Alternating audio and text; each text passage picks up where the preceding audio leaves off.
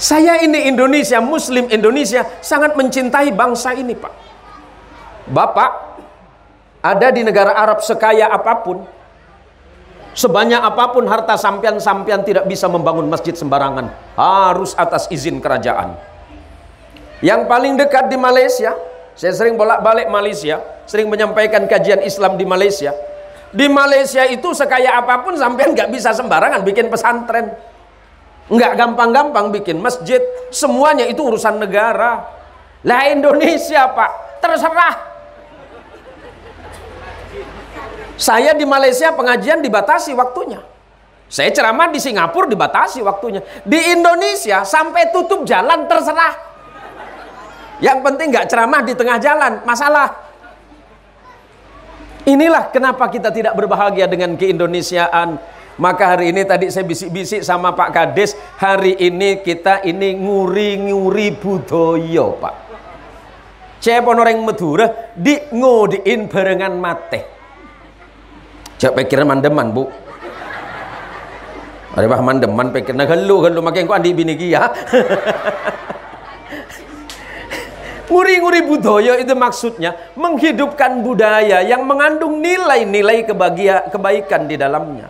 Walladzina hajaru, dan mereka-mereka orang yang hijrah di jalan Allah, wajahadu, dan berjihad di jalan Allah. Tujuannya tidak ada lain, kata Allah, mereka berjihad di jalan Allah hanya mengharapkan rahmat Allah semata. Dan ketahuilah bahwa Allah adalah zat yang maha pengampun dan maha penyayang. Sahabat dan Rasulullah berangkat dari kota Makkah menuju Madinah. Setelah 13 tahun perjuangan dakwah Nabi di kota Makkah, mendapat ancaman yang luar biasa, intimidasi, boikot ekonomi, bahkan tidak sedikit di antara para sahabat itu yang meninggal karena perlakuan orang-orang musyrik masa itu. Setelah Allah memerintahkan Nabi untuk hijrah dan para sahabat dan kaum muslimin ke Madinah, Nabi disambut dengan sangat luar biasa di kota Madinah. Padahal masa itu Madinah yang paling banyak ada dua kelompok agama. Pertama Nasrani dan yang kedua adalah kelompok Yahudi. Kelompok Nasrani itu yang paling besar namanya Bani Aus dan Khazraj. Tapi mereka selalu ribut tentang persoalan-persoalan yang besar. Kemudian dari kaum Yahudi ada dari Bani Quraidah, Bani Qainuqa dan Nadir. Semuanya saling bermusuhan. Tetapi ketika Nabi masuk ke kota Madinah, kemudian Nabi berada di tengah-tengah mereka, Nabi membangun kesepakatan dengan orang Yahudi dan Nasrani bagaimana membangun kota Madinah bisa menjadi peradaban yang baik, agar Madinah menjadi tumpuan harapan umat manusia dari berbagai macam agama, suku dan pemahaman. Nabi mempersatukan mereka semuanya dalam perbedaan. Nabi mengatakan tidak boleh kita ribut setelah ini, tidak boleh ada pertikaian, tidak ada permusuhan, tidak ada peperangan setelah ini. Jadikan Madinah sebagai kota yang penuh dengan peradaban. Maka umat Islam harus hadir di tengah umat manapun, menjadi penengah, ummatan wasata, menjadi umat yang selalu moderat, agar selalu meyakini agamanya Islam sebagai agama yang terbaik, tetapi menghormati perbedaan iman dan keyakinan orang lain. Itulah ajaran Nabi kita Muhammad sallallahu alaihi wasallam. Kabupaten Ketapang dan Malaysia. Saya sebenarnya capek ini, Pak. Cuma berhubung tadi Pak Kades bilang yang penting Ustadz ceramahnya berdiri, insya Allah amplop aman gitu. Allahumma salli wa sallim. Bismillahirrahmanirrahim. Assalamualaikum warahmatullahi wabarakatuh. Alhamdulillahi wa kafa, wassalatu wassalamu ala sayyidil mustafa wa ala alihi min ahli sidqi wal wafa. Allahumma salli wa sallim wa barik ala sayyidina Muhammadin wa ala alihi at-tahirin wa ashabihi wa dhurriyyatihi ajma'in. Raditu billahi rabba wa bil islami dina wa bi Muhammadin nabiyyan wa rasulah. Yang saya hormati dan saya muliakan para alim, para kiai, para allamah, dan yang saya hormati Kepala Desa Jawa Tengah Bapak Sumarlin ya Pak. Kemudian yang mewakili Kadispora Kabupaten Kuburaya, Mas Nur Hadi, poro sepuh, poro pini sepuh ingkang kula muliakan sedanten, dek para tretan, para rabu, para sepuh, sebatan kula muljaki. Saya ini sebenarnya bingung, Pak, karena yang saya lihat ini hadir mewarnai keindonesiaannya. Ustadz Marsum dengan gagahnya pakai odeng gitu. Saya nggak paham karena selama ini beliau itu selalu pakai peci atau songkok. Jadi yang ada di pikiran saya, ini minjem di mana coba? Ngoten toh, Pak. Inilah Indonesia yang pakai batik. Ada batik Pamekasan, ada yang Bangkalan, ada yang Sumenepan, ada yang Sampang, ada yang pakai belangkon. Bahkan yang paling unik ternyata yang pakai belangkon seneng duduk berdampingan sama yang pakai gamis. Inilah Indonesia. Bangsa ini adalah bangsa besar, mampu menyerap apapun selagi itu menjadi nilai-nilai kebaikan di dalamnya. Saya ini disebut sebagai ustadz yang nasionalis, Pak. Tapi saya tidak melepaskan identitas keindonesiaan saya. Saya senang pakai sarung. Walaupun beberapa belas tahun yang lalu saya selalu ditolak oleh calon mertua, gara-gara saya selalu pakai sarung. Saya bilang sama mertua, ibu nggak usah khawatir dengan sarungnya, kan yang penting ada isi sarungnya. Ngoten ta, Bu? Inilah Indonesia. Saya ini Madura, Pak. Mbah kulo asli Madura, tapi selalu saya tolak. Kalau orang-orang nanya, Pak Yayi ini aslinya mana toh? Sebentar bahasa Jawa, sebentar bahasa Madura, sebentar bahasa Sunda, sebentar bahasa Padang, sebentar bahasa Inggris, sebentar bahasa Arab, sebentar pakai bahasa Jerman. Saya bilang saya bukan orang Madura, Pak. Saya ini orang Sampang. Memang Sampang di mana, Pak? Oh, Madura, Pak. Lo tak pikir Sampang nih kok sebelah mana gitu toh, Pak. Tapi saya sangat menghargai itu karena nenek saya darahnya masih ada darah Jawa dari Malang. Saya sangat mencintai bangsa ini. Maka tidak aneh kalau kemudian acara sore hari ini ada acara rokat kampung. Ini generasi 2000 nggak tahu apa itu rokat, Pak. Apalagi yang sangat Indonesia yang bajunya merah putih ini. Mari kita selalu selamat, Pak. Karena namanya selamat itu. Loh, bisa dipikir nggak Pak Nur Hadi? Kalau ternyata orang Madura itu punya khazanah kebudayaan yang tidak melepaskan nilai spiritualitasnya kepada Allah Sang Pencipta yang disebut dengan rokat kampung. Orang Madura juga bingung apa makna rokat. Saya sebagai generasi Madura yang kesekian, saya juga bingung, Pak. Acara apa ya gitu. Tapi saya masih ingat mbah saya. Nah ini kan bulan Muharram nih. Nanti saya bicara Muharramnya. Ini saya betul-betul kaget ingat sama almarhumah mbah saya. Lillah. Ini ada namanya tacin serem.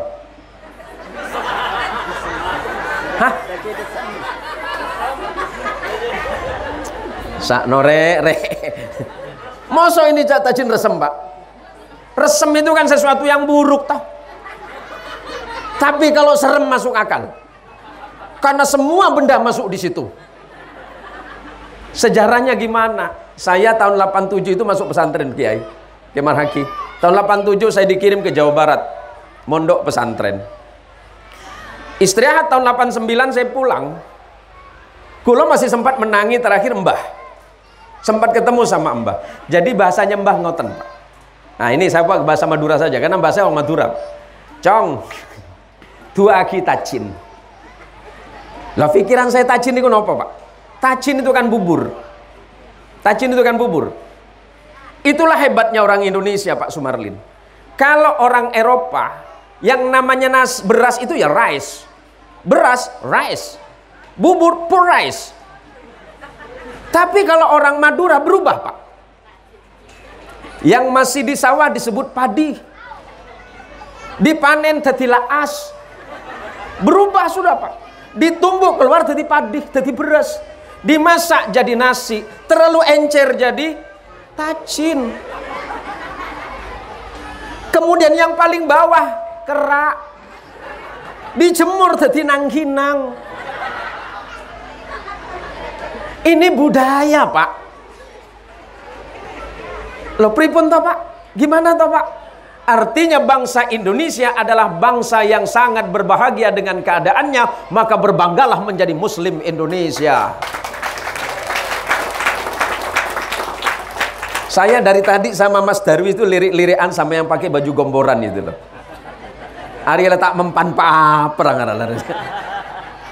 Kata Pak. Saya ini Indonesia, Muslim Indonesia, sangat mencintai bangsa ini, Pak. Bapak ada di negara Arab sekaya apapun, sebanyak apapun harta sampian tidak bisa membangun masjid sembarangan, harus atas izin kerajaan. Yang paling dekat di Malaysia, saya sering bolak-balik Malaysia, sering menyampaikan kajian Islam di Malaysia. Di Malaysia itu sekaya apapun sampean nggak bisa sembarangan bikin pesantren, nggak gampang-gampang bikin masjid, semuanya itu urusan negara. Lah Indonesia, Pak, terserah. Saya di Malaysia pengajian dibatasi waktunya. Saya ceramah di Singapura dibatasi waktunya. Di Indonesia sampai tutup jalan terserah. Yang penting nggak ceramah di tengah jalan, masalah. Inilah kenapa kita tidak berbahagia dengan keindonesiaan. Maka hari ini tadi saya bisik-bisik sama Pak Kades, hari ini kita ini nguri-nguri budaya, Pak. Cepon orang Madura di ngodiin barengan mate. Cak pikiran mandeman, Bu. Ada bah mandeman pikirna gelu makin ku andi bini kia. Nguri-nguri budaya itu maksudnya menghidupkan budaya yang mengandung nilai-nilai kebaikan di dalamnya. Orang Jawa mesti punya budaya. Malam tadi disebut dengan malam suro. Kenapa disebut dengan malam suro? Sebenarnya bukan suro. Malam ini, hari ini adalah Muharram, bulan pertama dalam penanggalan Islam yang kemudian ditetapkan oleh Sayyidina Umar ibn al-Khattab radhiyallahu an sebagai tahun Hijriah, tahun hijrahnya Nabi kita Muhammad sallallahu alaihi wasallam dari kota Makkah menuju Madinah. Kemudian mau lanjutin nggak sejarahnya nih? Yang jelas ini sejarah Tacin Resem dulu ya. Ini. Allah Subhanahu wa taala dalam Quran menyebutkan tentang Nabi Allah Nuh ketika Allah selamatkan dari badai Taufan. Kemudian Nabi Allah Nuh diselamatkan oleh Allah beserta seluruh pengikutnya. Kan ada percakapan, Pak. Percakapan antara iblis dengan Nuh. Apa kata iblis kepada Nuh? Nuh, kamu senang ya karena mampu menyelamatkan umatmu itu. Menurut sebagian riwayat yang mengikuti kapalnya Nabi Nuh itu tidak banyak, cuma 313 orang. Cuma 313 orang saja. Termasuklah hewan-hewan yang selamat bersama Nabi Nuh. Apa kata iblis? Nuh, kamu kalah dengan saya. Kata Nuh, kenapa? Yang ikut kamu cuma 300 lebih. Tapi yang tenggelam itu ribuan, Nuh. Yang tidak beriman kepada engkau itu ribuan. Apa kata Nuh? Enggak masalah. Yang penting generasi mereka itu menjadi generasi yang baik. Masalah yang sudah-sudah saja, kata Nabi Nuh. Apa yang kemudian Nabi Nuh diselamatkan oleh Allah. Dan kemudian kapalnya itu mendarat di satu tempat. Wastawat alal judi. Kemudian kapal Nabi Nuh itu mendarat di satu bukit. Yang terjadi perbedaan pendapat di antara para ulama tarikh. Apakah itu Bukit Jud itu berada di Turki, apakah itu berada di Jordan dan sekitarnya. Nah, turunnya Nabi Nuh alaihi salatu wassalam beserta para pengikutnya ini kekurangan sandang pangan. Ini sebagian ahli tarikh mengatakan begitu. Yang ikut rombongan Nabi Nuh ini kan banyak hewan-hewan, termasuklah burung. Nah, ternyata kemudian umat yang mengikuti Nabi Nuh ini memasak masakan itu bersama-sama, dikumpulin jadi satu. Ada yang bawa beras, ada yang sisa beras, ada yang sisa jagung, ada yang sisa biji-bijian. Nah, kemudian dikumpulkanlah pada hari itu, dimasak bersama, dimakan bersama, kemudian diadopsi oleh Muslim Madura di Indonesia menjadi tacin serem ini. Ini hanya sebuah adopsi saja, Pak. Apakah mengandung nilai keburukan? Nggak ada. Jadi kata mbah saya waktu itu, "Cong, tua ki tacin serem, tacin resem." Ngengkel saya, Pak. "Bah, saya ngaji fikih dari mulai fikih yang paling kecil namanya Mabadi'ul Fikih sampai kitab fikih yang paling besar namanya Syarah Muhadzab. Di dalamnya tidak ada bab tacin." Bedem, ada ndak Ustadz Kiai itu ngajar fikih di antara santrinya?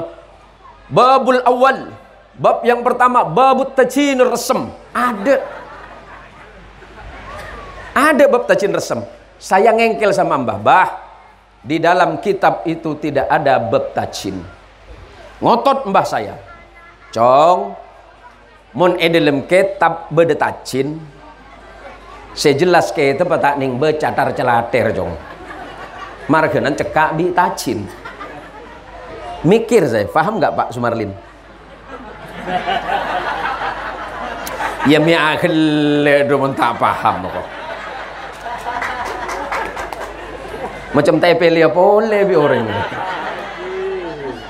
Cek Pak de iya Pak burak de Pak. Ngerti sampai ngertos Pak Yai, kan nyaman ke saya, nyaman celah sakir. Jadi ini hanya dari sisi budayanya, Pak. Kemudian kebiasaan masyarakat Jawa zaman dulu bahkan sampai hari ini, kalau di Keraton Jogja dan Surakarta ada namanya malam satu suro yang dikenal dengan malam gerbek suro, yang dikeluarin itu benda senjata tajam namanya keris. Maka ada istilah jamasan. Pak Kades, kerisnya sudah dicuci tadi malam? Hah? Enggak, keris itu loh Mas. Lo pikiran sampean kok malah kemana-mana coba. Lo malam satu surat ah.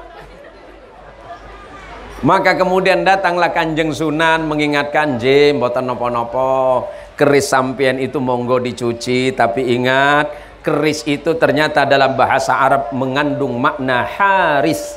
Haris itu penjaga, bukan penjaga keburukan, tapi penjaga kita dari hal-hal yang mengarah kepada keburukan. Senjata itu bukan untuk kejahatan. Orang Jawa seneng bangga dengan kerisnya, orang Madura seneng dengan celurit. Sebenarnya tujuannya bukan untuk keburukan, tapi itu sebagai pertanda bahwa kita adalah bangsa yang besar, yang memiliki kebudayaan yang sangat hebat, dan itulah bangsa kita, bangsa Indonesia. Di Aceh ada senjata namanya rencong. Di Jawa Barat namanya kujang. Di Sulawesi Selatan orang Bugis pakai badik. Apakah itu pertanda sebuah kejahatan? Enggak, Pak. Bukan sebuah bentuk kejahatan. Itu adalah bagian cara berpikir manusia zaman dahulu. Bagaimana mereka itu menjadi orang yang gagah, bagaimana mereka itu menjadi orang yang memiliki prinsip. Bapak bisa bayangin, senjata keris yang dibuat itu bukan dari besi biasa, Pak, tapi dibuat dari material besi yang terkuat. Dan konon itu hanya bisa lumer di atas kepanasan api 4000 derajat Celcius. Kok bisa para empu itu cuma cukup pakai tangan? Buat keris zaman dulu pakai tangan, Pak. Dibeginiin pakai tangan. Batu atau besi yang ada di keris itu, Pak Kades, bisa lumer hanya dengan 4000 derajat Celcius. Bagaimana dengan tangan orang yang buat? Bisa dites, Pak. Nah, kenapa kemudian kaitannya hari ini dengan hari hijrah? Berapa menit ceramah saya? Me lanjutan jangan lesoki ya bagi saya. Are pada lapar ke? Cakejel. Para ustad, para rawuh ingkang kula muliaken. Rokat mereka makna adua aki orang kampung. Makna tahaddus bin nikmah, mensyukuri nikmat Allah. Karena hari ini tanggal 1 Muharram. Yuk bu, bulan dalam Islam sama dengan bulan yang lain itu 12 bulan dalam 1 tahun. Bulan pertama bulan Muharram. Bulan ini bulan pertama Muharram. Habis Muharram Safar, Candreng Matur Sapar. Muharram Safar, habis Safar bani mulut bu. Wakin ingat ketutul coba nah. Rabiul Awal, Rabiul Akhir, baru Jumadil Awal, Jumadil Akhir. Habis Jumadil Akhir baru masuk Rajab, Sya'ban, Ramadan, terus takepe. Orang Madura tuh aneh pak. Syawal itu bulan Tongareh. Padahal dalam kitab tidak disebutkan bulan Tongareh. Bireng Madura coba tibi. Tak apa-apa, sepenting tak ubah bulan lah. Habis Tongareh yang disebut Syawal, masuk ke bulan Dzulqa'dah. Dzulqa'dah ini orang Madura bilang bulan tekepe, orang Jawa menyebutnya bulan hapit. Bulan hapit pas anan teh pakabin takok rezekina terselket. Lah hubungan apa coba? Mboten enten bu, tade bu. Cuma itu kan kebiasaan masyarakat Madura, ceampo makabin anak neng bulan tekepe takok tekepe. Maksudnya rezekina takok terselket. Nah biar yang Madura ya pak. Waria loki mun anak nih pakabin bulan tekepe rezekina terselket. Tes bi sambian. Kula makabin orang bulan tekepe mul bulanan petok. Haji baru bulan tekepe apa boleh bulan raja bisa 12 anan. Nah kenapa hari ini kita harus berbahagia? Karena Allah memberikan nikmat yang besar kepada kita semuanya, nikmat sehat dan nikmat sempat untuk hadir pada hari ini. Untuk panitia terima kasih yang sudah memberikan saya waktu dan kesempatan untuk bertemu dengan para jamaah. Ini sonnya punya siapa ini? Ini sonnya punya siapa? Yang punya son siapa? Sampean punya? Iya. Bayar apa gratis? Bayar. Majer. Coba pegratisan. Dua lagi, naman termasuk aswar kebeneson nak kaki dia. Ya pekol tibi suar kesan. Aku tungguan Ustadz Darwis lagi. Ustadz tolongin tadi. Loh kita hari ini nih pak. Saya sebenarnya sedang direkam live streaming di beberapa channel saya ini. Ada ribuan orang yang sedang nonton. Mungkin mereka bingung pak Yayi ini ngomong bahasa apa coba. Tapi nggak apa-apa karena penonton saya ada dari beberapa negara. Termasuk yang sering itu dari Malaysia, Singapura dan Timur Leste. Saya selalu mengingatkan kepada para jamaah bahwa hari ini adalah hari pertama di bulan pertama tahun 1445 Hijriah. Allah panjangkan usia kita. Semoga usia kita ini menjadi kebaikan di jalan Allah Subhanahu wa taala. Rasulullah Muhammad sallallahu alaihi wasallam hijrah dari kota Makkah menuju Madinah. Kenapa hijrah? Apakah Nabi takut dengan orang-orang kaum musyrikin? Enggak. Nabi hanya khawatir terhadap keselamatan umat Islam masa itu. Sampai kemudian Allah menyebutkan di dalam Al-Quran, innal ladzina amanu walladzina hajaru wajahadu fi sabilillah ulaika yarjuna rahmatallah wallahu ghafurur rahim. Sesungguhnya orang-orang yang beriman kepada Allah, walladzina hajaru, dan mereka-mereka orang yang hijrah di jalan Allah, wajahadu, dan berjihad di jalan Allah. Tujuannya tidak ada lain kata Allah. Mereka berjihad di jalan Allah hanya mengharapkan rahmat Allah semata. Dan ketahuilah bahwa Allah adalah zat yang maha pengampun dan maha penyayang. Sahabat dan Rasulullah berangkat dari kota Makkah menuju Madinah.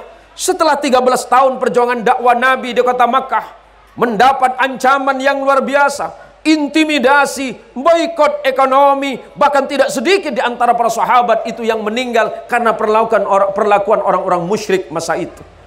Setelah Allah memerintahkan Nabi untuk hijrah dan para sahabat dan kaum muslimin ke Madinah, Nabi disambut dengan sangat luar biasa di kota Madinah. Padahal masa itu Madinah yang paling banyak ada dua kelompok agama. Pertama Nasrani dan yang kedua adalah kelompok Yahudi. Kelompok Nasrani itu yang paling besar namanya Bani Aus dan Khazraj. Tapi mereka selalu ribut tentang persoalan-persoalan yang besar.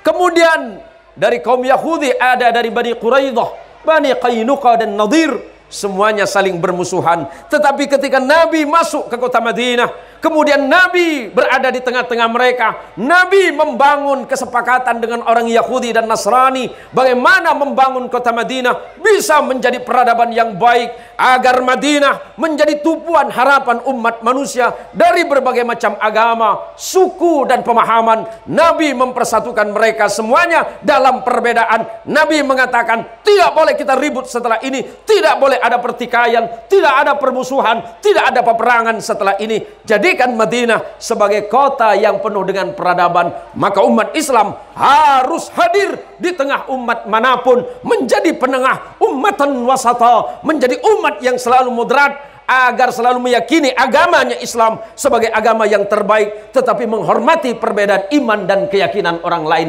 Itulah ajaran Nabi kita Muhammad sallallahu alaihi wasallam.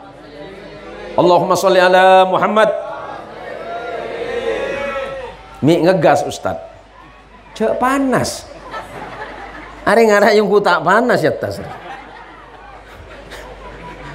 Panas ya tas ribu. Maka saya tidak boleh lama-lama ini. Saya tidak boleh lama-lama walaupun sebentar. Tapi inti dari yang disampaikan oleh Nabi. Hari ini banyak ajem Pak. Ustaz, banyak ajem Ustaz. Jadi bagian budaya. Oh, berarti untuk saya semua ini Ustaz. Insyaallah. Ada orang nanya Ustaz, kenapa biasanya kalau di masyarakat Jawa itu ada istilah ingkung? Ya, ingkung ya. Nah, orang Madura panikan apa namanya? Keng pangkeng. Tompeng. Dulu orang ribut di Indonesia gara-gara tumpeng, Pak. Yang satu bilang syirik. Mi pas syirik margana nase. Itu peninggalan Hindu, encang siapa? Itu bentuknya seperti candi. Iya tak? Ya udah, kalau nasinya itu dianggap menjadi syirik karena bentuknya seperti candi, mulai besok kita rubah bentuknya segi empat biar seperti Ka'bah. Salah boleh lagi. Nggak usah ngurusin yang gituan, Pak. Nabi memang tidak pernah mempersoalkan hal-hal yang begituan. Ada yang bilang untuk apa budaya itu? Budaya itu kan di luar Islam. Hei, ngajinya yang benar dulu. Ngajinya yang benar ya. Biar nggak sebentar orang bid'ah, syirik, kafir, perang. Perbengelna kaki benengko. Gini loh Pak. Dulu sebelum Islam itu dikenal sebuah budaya di masyarakat Arab, namanya disebut dengan Nairuz dan Makhrajan. Tapi setelah Islam datang, biasanya budaya Nairuz itu, perayaan Nairuz itu diadakan setelah bulan Ramadan. Maka diganti oleh Nabi menjadi Idul Fitri.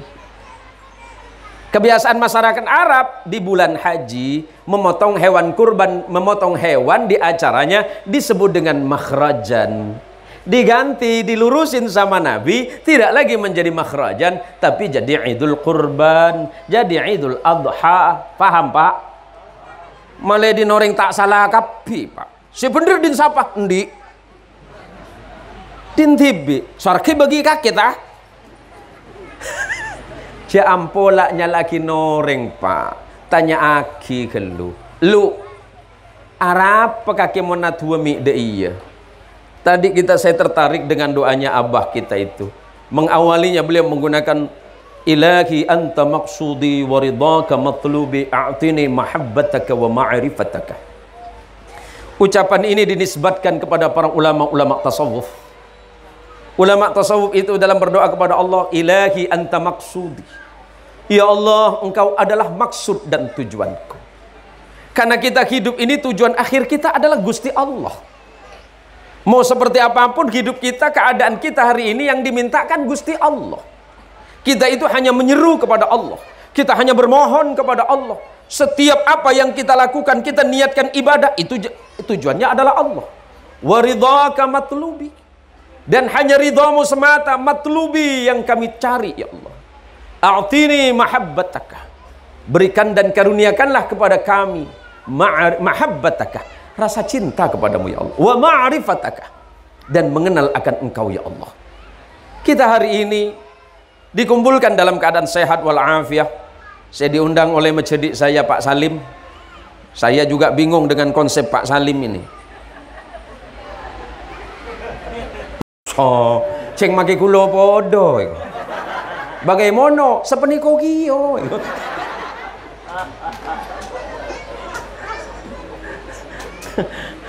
Lelelelele, Pak. Saya ini senang ketemu sampean ini. Senang luar biasa. Walaupun sebenarnya kalau pengajian ketemu ibu-ibu, saya selalu takut, Pak. Karena survei membuktikan makhluk paling lucu di dunia ini pasti laki-laki, dan makhluk yang paling menakutkan itu pasti perempuan. Kalau ngerem kan, Bu. Boleh minum, Bu, ya?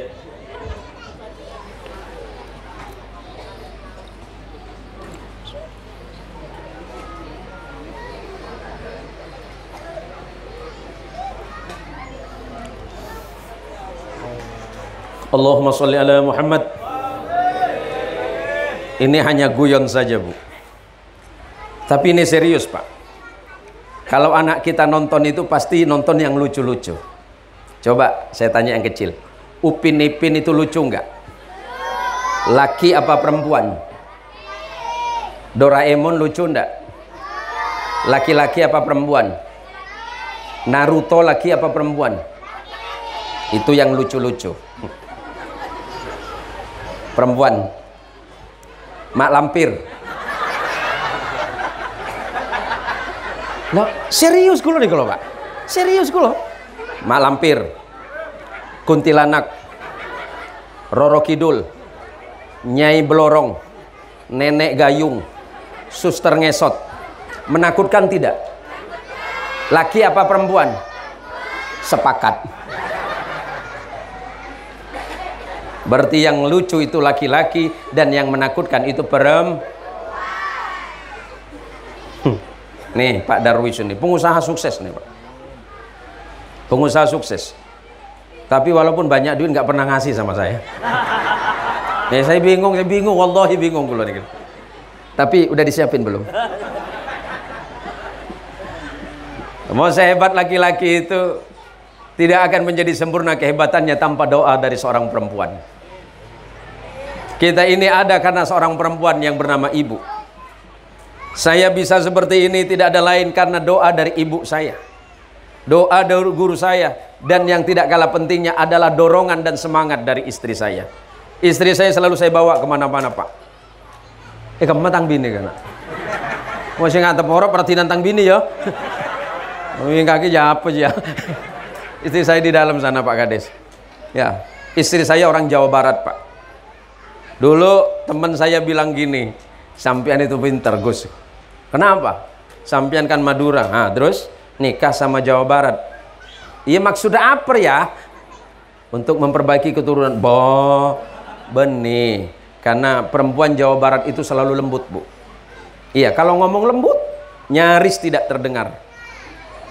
Karena saya ingat waktu saya cerita Ustadz Darwis, saya itu guru ngaji perempuan saya masih hidup, beliau alhamdulillah masih sugeng, usia mungkin sekitar 67 tahun. Beliau itu kalau saya ngajar, saya ngaji, ini kan saya termasuk murid yang baik, Pak. Saya tidak pernah nakal dari kecil, tidak pernah. Saya cuma nuakal. Saya tidak nakal, nuakal. Nah, ustazah saya itu saking gemesnya sama saya, ya karena perempuan. Kalau perempuan itu kalau nyubit kan kecil. Cubitan perempuan nggak pernah besar, Pak, kecil, Pak. Saya tidak pernah nangis, nangisnya di rumah. Karena setelah saya buka ternyata kulitnya lepas. Tapi seandainya ustazah saya, ustazah Salwa itu tidak didik saya seperti itu, saya nggak bisa ngaji. Saya sekolah itu dididik oleh guru-guru perempuan yang memang tegas. Maka suara perempuan itu walaupun kecil kan tegas. Contoh istri saya. Istri saya pelan ngomongnya, Bu. Tapi nyakitin.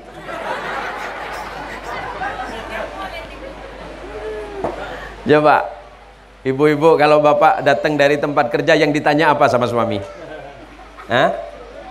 Nanya apa sama suami? Waduh, itu tuh. Ini adik lain tuh. Ini padu itu tuh. Obe PC apa deh ya? Lek bapak kok pulang dari tempat kerja itu yang ditanyain pertama, Mas, Pak, sudah sholat apa belum? Nah kan pas adzan kan? Berarti selesai ceramah saya ini. Sudah adzan ya Ustaz ya? Jangan sejenak langsung bayar ya. Sebentar tunggu adzan Ibu ya. Allahumma sholli ala Muhammad.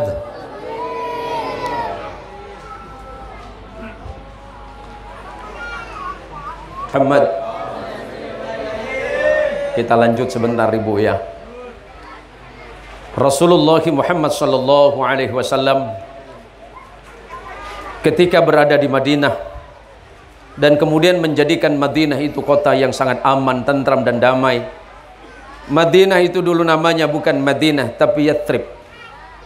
Yathrib itu diambil nama seorang dari Bani Amaliq dan merupakan keturunan dari Ar-Fahsyad. Siapa Ar-Fahsyad? Ar-Fahsyad itu bin Syam.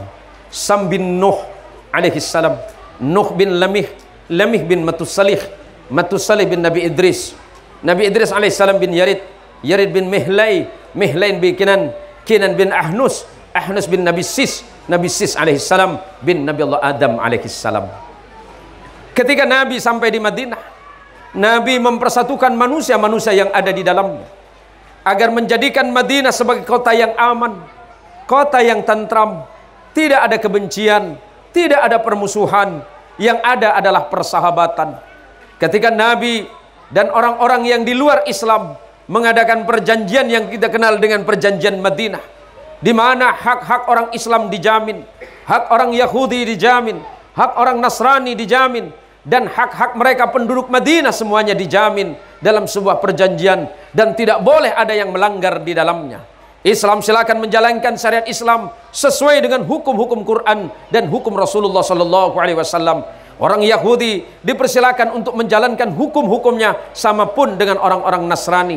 Maka kemudian kata Nabi Muhammad sallallahu alaihi wasallam dinasihatkan kepada umat Islam, diriwayatkan oleh sahabat Abdullah bin Amr bin As radhiyallahu anhuma, al-muslimu man salimal muslimuna min lisanihi wa yadihi wal muhajiru man hajara ma nahallahu anhu, rawahu an-Nasa'i.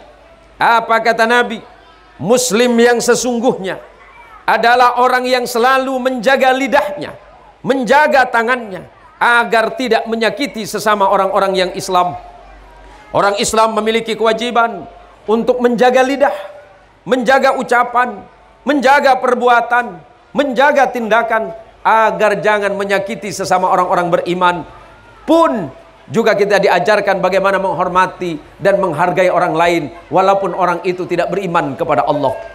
Dan kata Nabi, wal muhajir, orang yang hijrah sesungguhnya adalah orang yang pindah dari keburukan menuju taat, orang yang pindah dari maksiat kepada iman, orang yang berpindah dari keburukan kepada kebaikan. Itulah hijrah yang sesungguhnya. Maka mari momentum hijrah, momentum hijriah pada hari ini kita jadikan sebagai saat muhasabah yang baik, introspeksi diri agar senantiasa keburukan kita tinggalkan, hal yang tidak baik di masa lalu kita ganti dengan kebaikan. Mudah-mudahan kampung ini dusun 4 ya, dusun Karya 4, desa Jawa Tengah ini menjadi tempat yang aman, menjadi tempat yang penuh dengan kedamaian, menjadi tempat percontohan dan melahirkan kebaikan-kebaikan agar anak-anak kita menjadi anak salih dan salihah. Terima kasih untuk Pak Kades. Jika tahun ini mampu menyumbang 1 kambing, insya Allah tahun depan seekor sapi.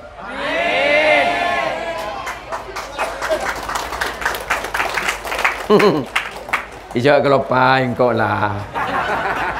Engkau ni jauh siantan dia. Laki malam mari beli. Oh, lo tak ada engkau. Ni sergiai ni ya ni kau. Mon kiai tak beri ce. Jauh-jauh jangan celok lah. Para rabu, para tretan, para kaum muslimin, para sedulur, mudah-mudahan apa yang saya sampaikan walaupun singkat Pak Kades ini menjadi nasihat untuk saya, menjadi nasihat untuk kaum muslimin sekalian. Saya mohon izin tidak bisa berlama-lama, dan juga saya lihat Pak Kadis juga yang mewakili Pak Kadis Pora juga punya kesibukan. Pak Kades, saya juga mohon izin sudah menyampaikan tausiah di daerah sampean ini, dan insyaallah malam ini di perguruan Babus Salam, dan mudah-mudahan pertemuan ini menjadi pertemuan yang mendatangkan kebaikan bagi kita semuanya. Kalau sampean ditanya apa dasar rokat kampung? Rokat kampung itu berarti mendoakan kebaikan bagi kampung, mendoakan kebaikan bagi desa, kecamatan, kuburaya, Kalimantan Barat, bahkan keamanan bagi seluruh Indonesia. Mana dalilnya? Ini kan sebentar-bentar orang anak, mana dalil, mana dalil? Iya tak? Betul dalil? Sip. Saya tampilkan satu saja. Banyak pun tak kerengak. Nabi Ibrahim itu mengajarkan doa kepada kita, Rabbij'al hadzal balada aminah. Nabi Ibrahim itu mendoakan tanah Makkah, tanah Hijaz dan sekitarnya itu menjadi tanah yang aman. Itu diabadikan oleh Quran, maka kita juga tidak salah jika mengikuti athar atau jejak langkah Nabi Allah Ibrahim alaihissalam ketika mendoakan kota Makkah dan sekitarnya. Pun sama dengan doa Nabi ketika di Madinah, selalu menjadikan Nabi selalu mendoakan kota Madinah agar menjadi kota yang barokah. Maka tidak salah kalau sampean adakan rokat kampung. Di masyarakat Jawa ada budaya namanya sedekah bumi. Ngoten Pak. Yang ada di pesisir menggunakan bahasa sedekah laut. Selagi tidak bertentangan dengan syariah, boleh dilakukan. Sing penting tujuannya adalah ibadah saking Gusti Allah. Kula kali jenengan sedanten niki mesti berdoa marang Gusti Allah. Mergo menapa Pak? Hakiki niat niku madhep nang Gusti Allah. Setiap orang berdoa pasti harapannya tidak ada lain mengharap kepada Allah Subhanahu wa taala. Mudah-mudahan ini manfaat, dan terima kasih serta mohon maaf jika apa yang saya sampaikan, Ustaz Janadi, mohon maaf jika apa yang saya sampaikan banyak silap, banyak salah. Para kiai, para ustadz yang lain, mudah-mudahan ini menjadi kebaikan bagi kita bersama, dan kepada seluruh panitia, mudah-mudahan acaranya diberikan kemudahan dan kelancaran oleh Allah Subhanahu wa taala. Hadanallahu wa iyyakum ajma'in, wallahul muwaffiq ila aqwamit thoriq. Langsung doa. Yang lain saja. Beda doa rokat kampung. Tak kok beruan tajin gila, Bu.